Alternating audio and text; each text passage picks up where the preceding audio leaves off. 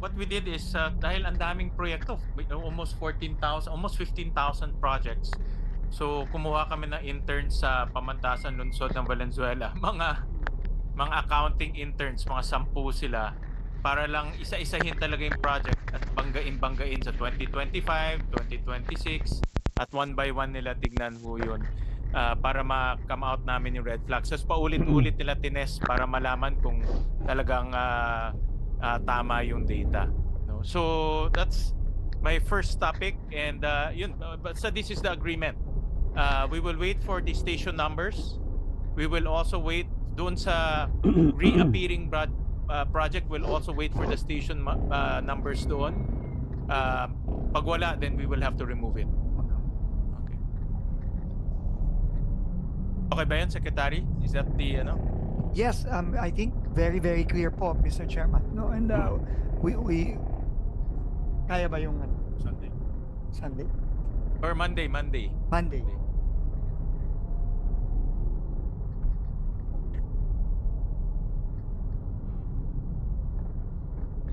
Hirap, no?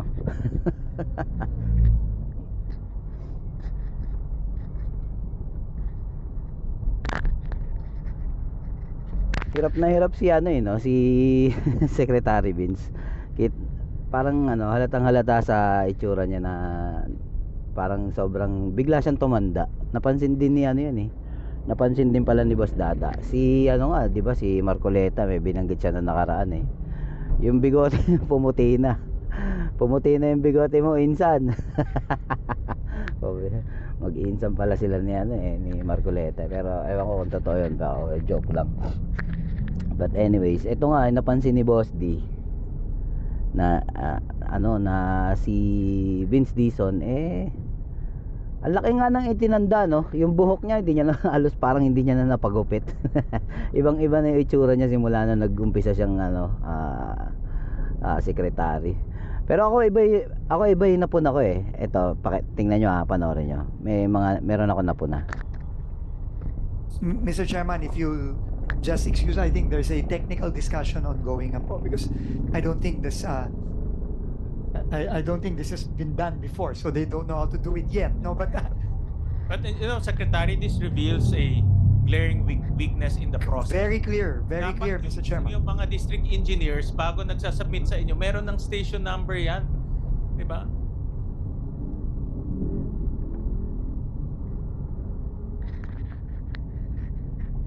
Hirap, no?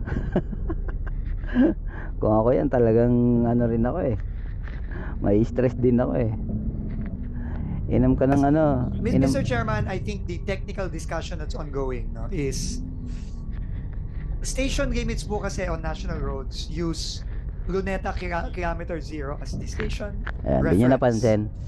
Ayan, di nyo napansin guys. Yung pagbigkas niya ng R tsaka ng L halos parehas. Ang ipinagtataka ko, bakit ito mga napipili ni PBBM.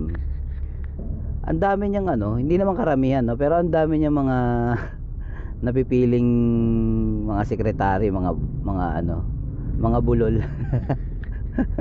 Ito si Vince Dizon, no. Yung una ito dati yung PNP chief niya, si General Marbil.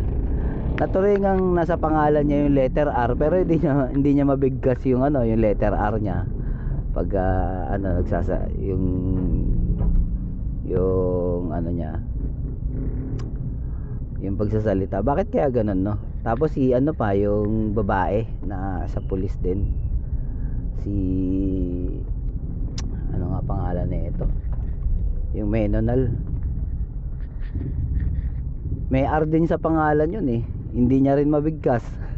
Si Jing Pajardo, di ba? Si Jing Pajardo, di ba? Napapansin niyo ba si Jing Pajardo pag nagsasalita, yung R niya sablay din.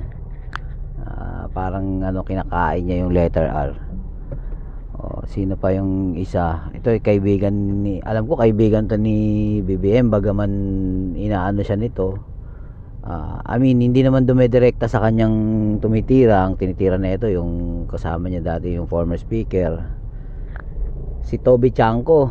hindi rin mabanggit yung letter R. 'Di ba? Tapos ito malala, si Vince Dizon, yung L tsaka yung R, iisa tunog. Ano, don't get me wrong guys ha. Ano, hindi sa nilalait ko yung mga ganito na magsalita, mga bulol magsalita. Hindi naman po kasi masama to per se, yung pagiging bulol. Ang problema lang po kasi kapag ikaw, kung matino ka ha, kung ikaw mismo matino kang leader, hindi ka pipili ng tagapagsalita na bulol. Bakit? Kasi syempre hindi lahat ng tao kayang tiisin yung ganung pagsasalita Kagaya ko, halimbawa, estudyante ako, tapos nagkaroon ako ng teacher bulol. Naiinis ako kasi tawag doon, nadidistract ako ng pagiging bulol niya. Hindi ko maintindihan gaano yung pagsasalita niya kasi nadidistract ako ng pagiging bulol niya. Doon napupunta yung attention ko. Nagigets nyo? 'Di ba? So, yun lang. Bakit parang nagtataka ako rito kay BBM, ang hilig niya sa bulol. Ba't ganon mga pinipili mo, bongbong? Puro bulol ata yung mga gusto mong tagapagsalita. Pero to si Vince Dizon, di naman to tagapagsalita, pero syempre napipilitan siya magsalita dahil ayun, syempre kailangan niya i-explain yung mga bagay-bagay, di ba? So, yun lang naman yun sa akin, guys. Sana hindi yung bulol para maging presentable naman yung yung administrasyon mo, Bongbong Marcos. Kasi napapansin ko talaga ang hilig mo sa bulol So hey guys, yun lang naman siguro mga kababayan. Mahalin natin ang Pilipinas kahit nahihirapan na tayong lahat. Peace out.